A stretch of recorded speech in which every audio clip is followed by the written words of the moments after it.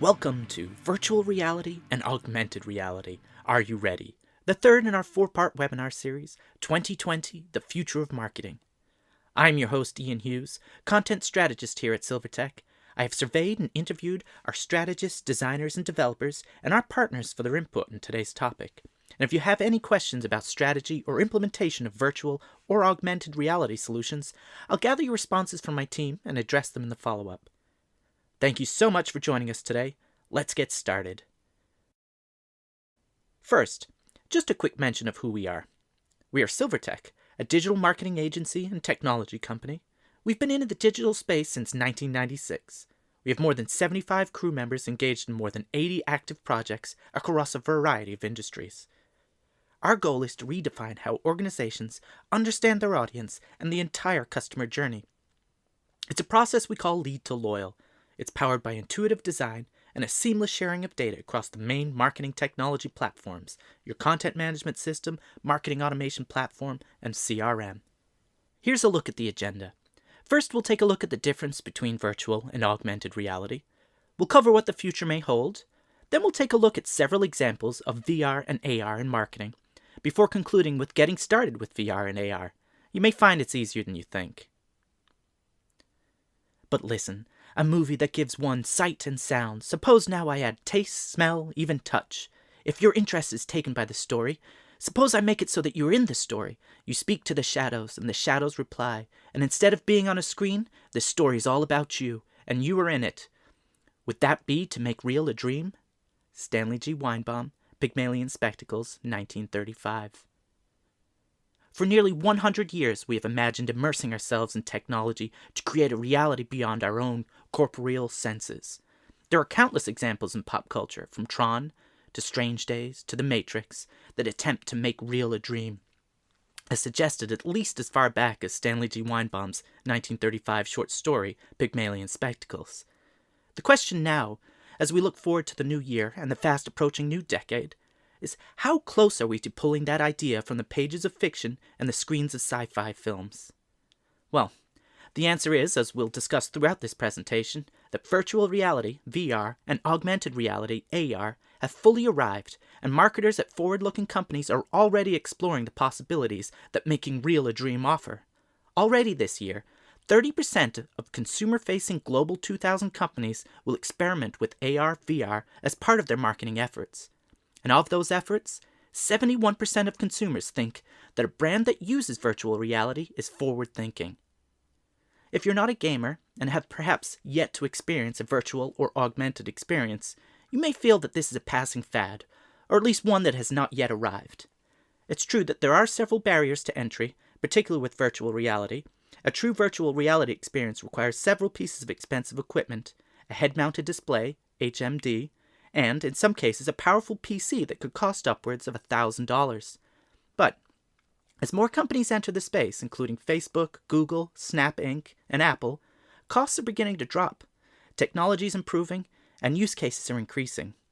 eMarketer reports that in 2016, the number of mobile VR users reached 18 million worldwide. The number is projected to increase to 53 million users by 2020. Here's a key takeaway.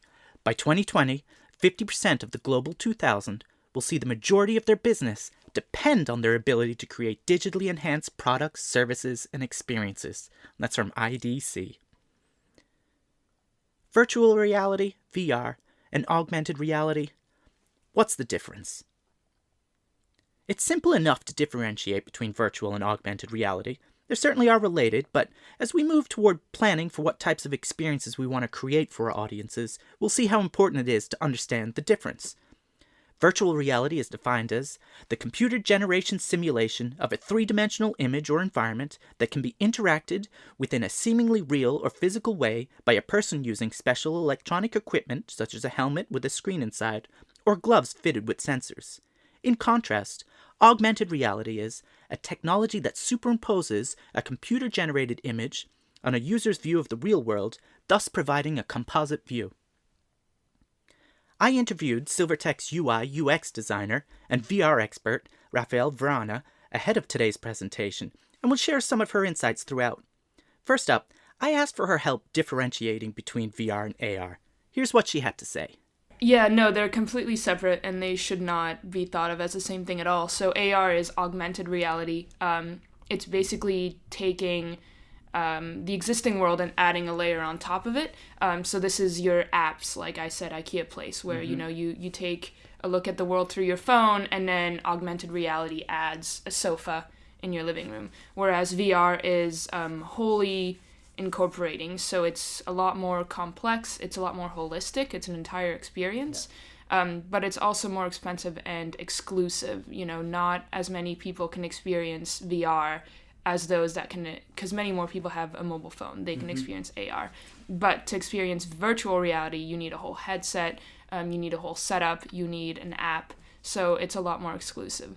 Do you see it kind of remaining that way, kind of tethered to the headset experience and for a being time exclusive? Yeah. Definitely, because of the components that VR requires. It's you need haptic feedback, you need sound, you need things to be tested, you need to have a knowledge of like physiology and biology and how people react to virtual reality differently.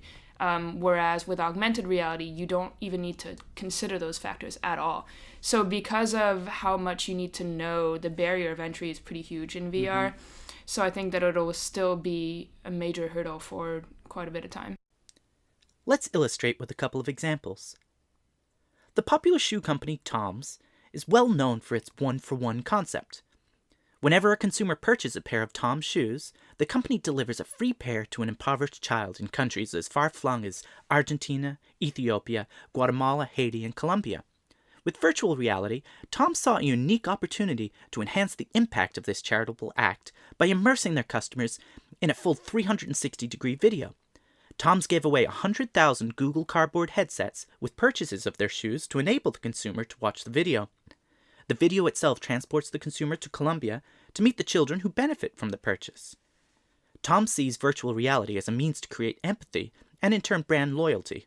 We'll dive a bit further into this idea in a bit. They believe this ability is so deeply that the founder of Tom's, Blake Mycoskie, insists that VR is going to be a huge part of their communication strategy going forward. Ikea, the furniture retailer with 400 stores in 49 countries, has since 2013 employed augmented reality in the mobile app version of their catalog, Ikea Place. The app uses the smartphone camera to survey the room in your home. You can then select furniture from the catalog and virtually place that piece in your room in true-to-life size.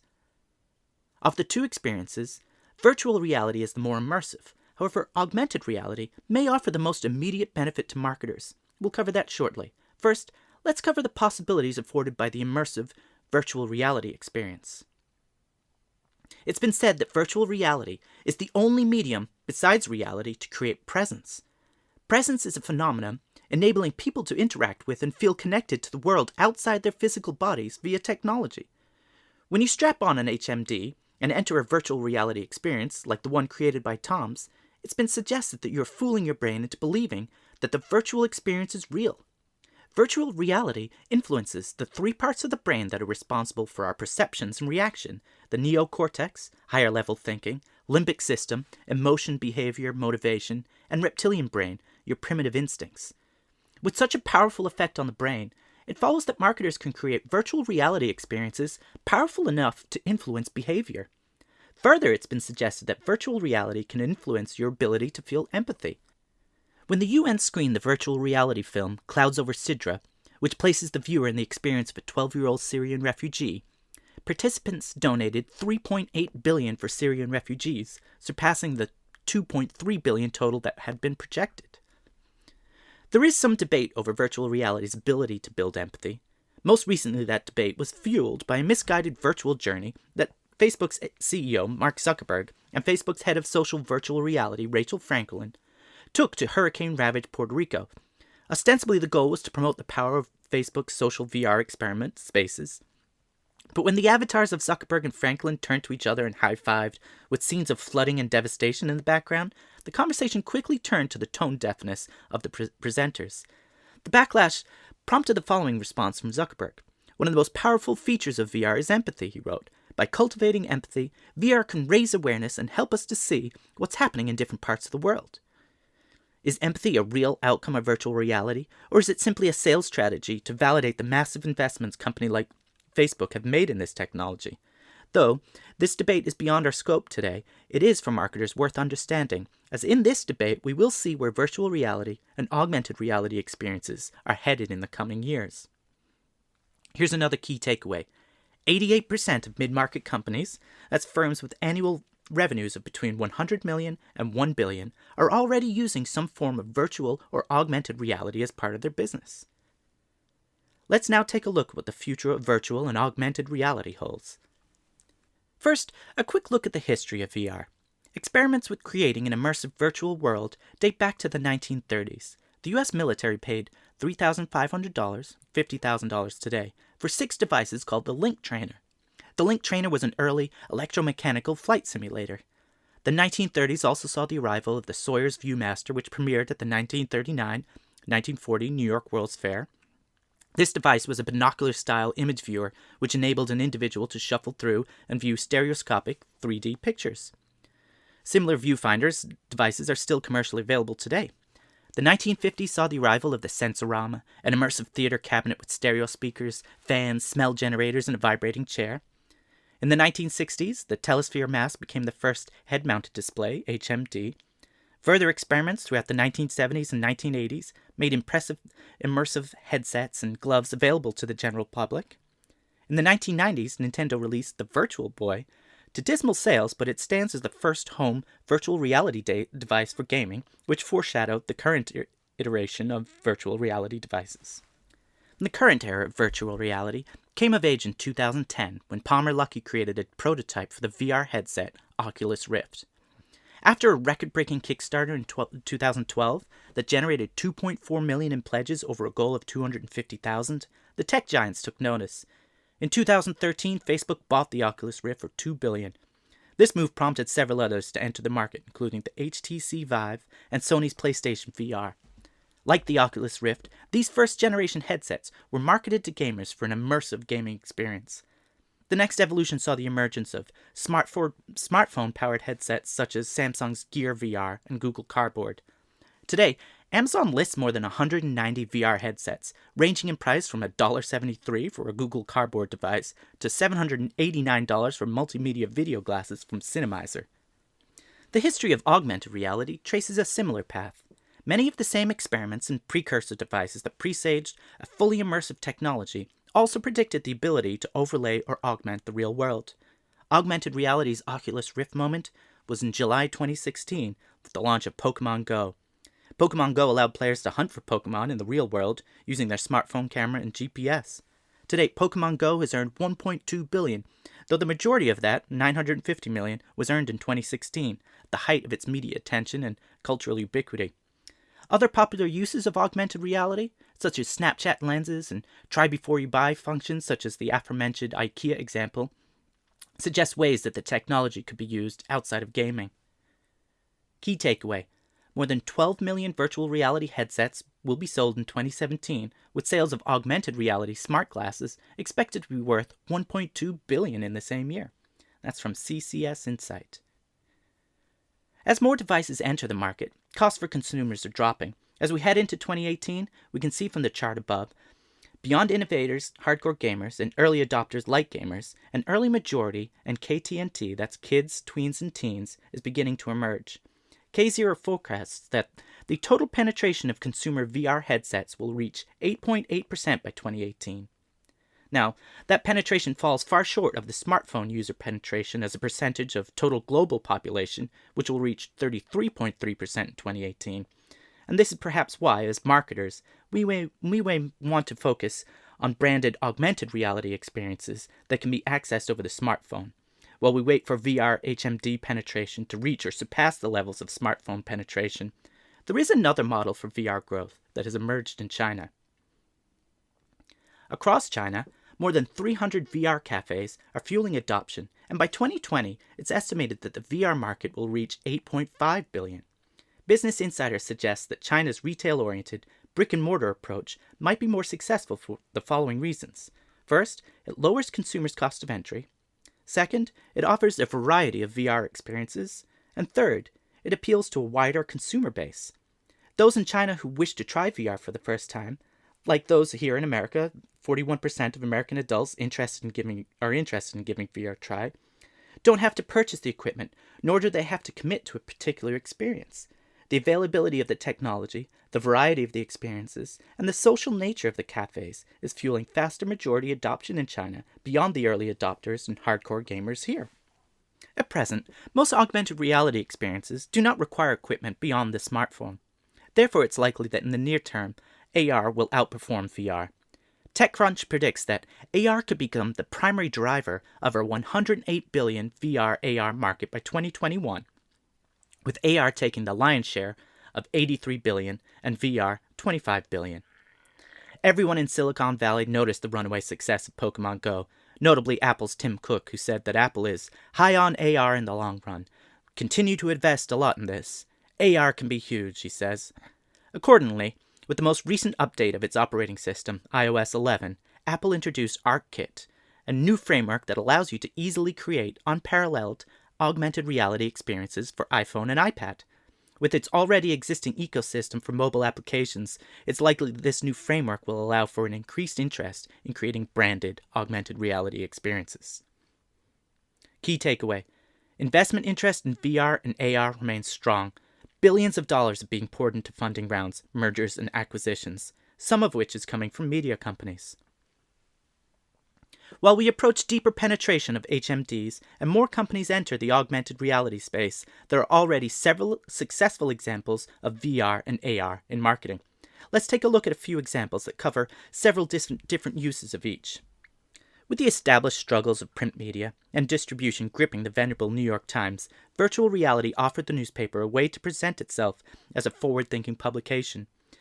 New York Times VR was launched in November 2015 with the publication of The Displaced, a VR documentary about 3 children displaced by war. Showing its commitment to this new medium, the Times distributed 1 million Google Cardboard headsets to its subscribers and now produces the Daily 360, a series of immersive 360-degree videos that has taken viewers around the world and even into outer space. The videos can be viewed with or without a headset. To view without a headset, you can use your mouse to track around, or on your smartphone, use your finger to pull the camera in any direction. These videos are a great example that, despite being tethered to where the camera goes, you can still create an immersive experience. Produced with a 360-degree camera, which are relatively affordable, they also show that the easiest entry point into marketing with VR may be the 360-degree video. Lowe was quick to experiment with both AR and VR. Similar to Ikea's catalog app, Lowe offers augmented reality tools to virtually place furniture and appliances in real-world spaces. However, their most ambitious virtual experiments to date may be their virtual reality DIY clinics called Hollow Room How To. Customers enter the Hollow Room and put on an HMD. Then they can choose which project they would like to learn more about. They are then guided through the steps necessary to complete the project. Customers have to actually reach for supplies and physically interact with their environment to complete the project. In addition to being fun and interactive, the Hollow Room points to VR's potential to help in educational settings. The cosmetics brand CoverGirl saw an opportunity to use augmented reality to both deepen relationships with its audience and sell more products. Their Beauty You makeup app, operating like Snapchat's filters, allows users to virtually try on new shades of makeup. After a facial scan and answering some questions, the app creates customized looks and recommendations. It also allows users to make purchases directly from the app. Time now to conclude with how to get started with VR and AR. Researcher Anna Javarnik, writing in the Harvard Business Review, discusses some of the examples we have shared, and through several experiments, offers marketers some advice when considering deploying AR or VR solutions. In her experiment, she had 60 participants use the Ikea app that we discussed earlier to choose a preferred model of furniture, and she had them use Ray-Ban's AR app, which allows users to virtually try on sunglasses. Interestingly, she found that the augmented experience resulted in positive attitudes toward the application and willingness to use the app again and talk about it to others. But these effects didn't seem to extend to the products themselves or the brands, just the technology. She then cites another study, which demonstrated that this affinity toward the technology and not the product changes when it's appropriately placed in the context of the customer journey. In this study, researchers had consumers interact with an AR-powered mirror that worked very much like the CoverGirl Beauty You app, Shoppers could try on different lipsticks and eyeshadows within the context of an actual retail environment. The finding was that when the AR app was integrated in a familiar retail setting as part of the shopping experience, people not only thought highly of the technology, but also positively about the products. Key takeaway. The real mission for commercial AR is integrating the technology so that it enhances the customer experience, makes it easier, more fun, and more convenient. Unless you are among the 30% of consumer-facing Global 2000 companies that will experiment with AR, VR as part of their marketing efforts, it's unlikely that you will roll out a VR or AR experience in the coming year. However, there are steps you can take and should take today to ready your organization for the moment when VR and AR fully arrive. While VR lags behind AR as a marketing channel because of the need for equipment beyond the smartphone, it's still worthwhile to plan for both augmented and fully immersive brand experiences. Our partners at HubSpot offer the following advice as you consider including VR and AR in your content strategy. 1. Keep your existing audience in mind. It's important to understand how your audience currently consumes your content and what it is they like about it. The same understanding will translate to VR and AR. Don't just content, create an experience. As we've discussed, VR can build empathy and can influence behavior. You'll have to consider what the experience is of your brand. 3. Seek long-distance customers. When HMDs achieve full market penetration, you'll be able to translate your experience to every corner of the globe. 4. Show consumers what products will look like. Like Holoroom and the Ikea app, consider what the best visualization of your product or service might be. 5. Provide an emotional journey. There's a great opportunity to expand upon brand journalism with VR and connect with your audience through your team. 6. Embrace your location. Virtual tours will be where most brands start with VR. Like the New York Times Daily 360, these walkthroughs can be made with a 360-degree camera and some semi-sophisticated video editing software. 7. Use outside content. User-generated content is the holy grail of content marketing. As your audience begins to meet in virtual worlds such as Facebook Spaces, there'll be a great opportunity to solicit content from your audience virtually interacting with your brand.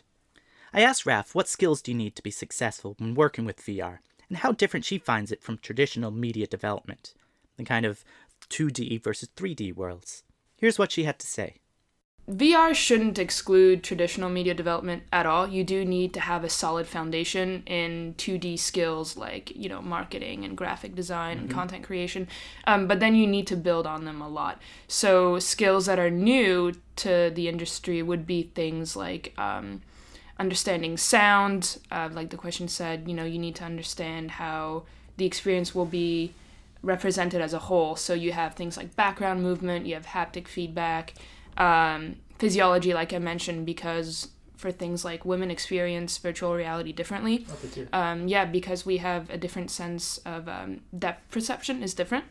And virtual reality relies on the way that most men perceive depth, whereas it excludes the way that most women perceive depth. So a lot more women report being nauseous in simulators and virtual reality environments. So you have to have a very large background to then incorporate all those little things into a pleasant experience, whereas in 2D environments, you don't need to worry about those things. Key takeaway.